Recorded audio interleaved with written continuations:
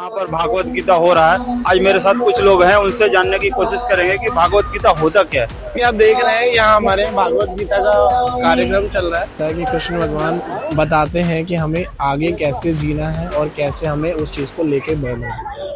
युद्ध चल रहा था जिसके अंदर हमारे जो अर्जुन थे और उन्होंने ये उनको बीच में एक टाइम पे ऐसा हो गया था कि सामने जो मेरे कौरव हैं वो मेरे ही घर के हैं, वो मेरे ही कुल के हैं और वो बहुत बड़े हैं, जैसे कि जिन्होंने मेरे को विद्या दी है, जिन्होंने मेरे को शस्त्र सिखाना सिखाया है, मैं उनके सामने कैसे लड़ सकता हूँ। तो कृष्ण भगवान ने उस टाइम पे उस युद्ध के बीच में उनको गीता का सार बताया था कि अगर वो आपके अपने हैं तो आपके सामने क्यों है, तो अगर सामने है तो आपको युद्ध करना पड़ेगा, आपको लड़ना पड़ेगा।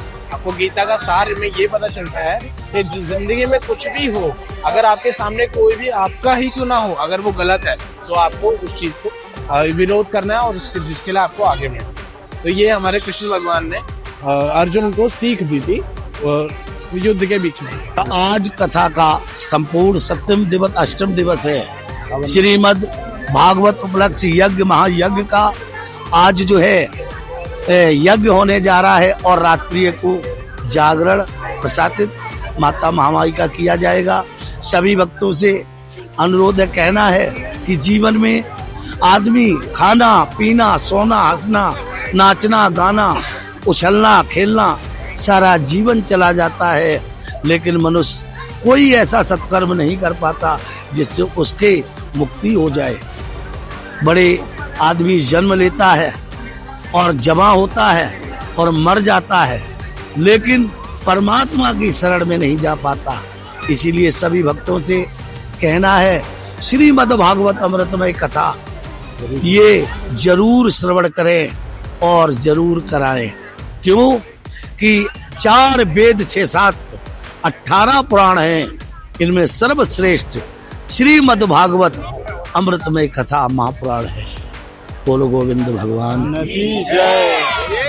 श्री राधे।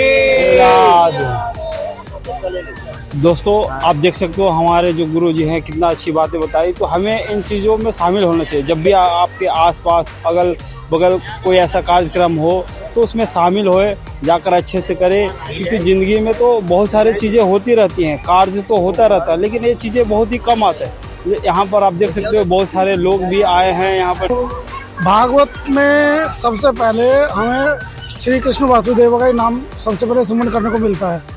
उसके बाद जीवन में हर आदमी को, हर व्यक्ति को भागवत में अपनी उपस्थिति दर्ज करानी पड़ती है, चाहिए भी, क्योंकि अगर आप भागवत में 5 मिनट बैठे आपका जीवन सुखमय होगा। बिना भागवत एक आधार है, भागवत हर चीज का आधार है, धर्म का आधार है। श्री कृष्णाय वासुदेवाय नमः।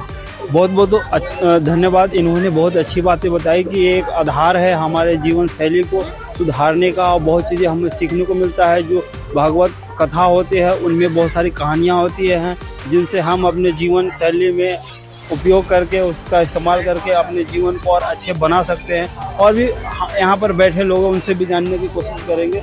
लास्ट डे है, मैं तो आज ही आया हूँ, बल्कि मेरी पत्नी आती थी। भाभी आप बताइए हमें क्यों आना चाहिए इन यज्ञ में, इन कार्यक्रम में? यहाँ पे जीवन में आप जो भी हमारे लाइफ में जो भी चलता है तो भगवान के प्रति श्रद्धा पूर्वक निष्ठा से हमें उनका ध्यान करना चाहिए, और जो भी हर के दुख जीवन में आते हैं उनका स्मरण करना चाहिए, यानी कि जो भी होना चाहिए मतलब उनका भगवान पे ध्यान देना चाहिए लाइफ। देखो भाभी ने भी बहुत अच्छी बातें बताई कि जो भी हमारे कार्यक्रम होते हैं उनमें शामिल होना चाहिए। एक भगवान पर ट्रस्ट होना बहुत ज़रूरी है, क्योंकि जब आप कोई काम को करते हो, आपको जब वो ट्रस्ट नहीं होता है तो वो कार्यक्रम सफल नहीं होता। तो ट्रस्ट बहुत ज़रूरी है। भगवान पर भरोसा रखें, आपके साथ अच्छा ही होगा। बिहार कार्यक्रम होते हैं जो हमारे अगल बगल होते हैं उनमें क्यों जाना चाहिए?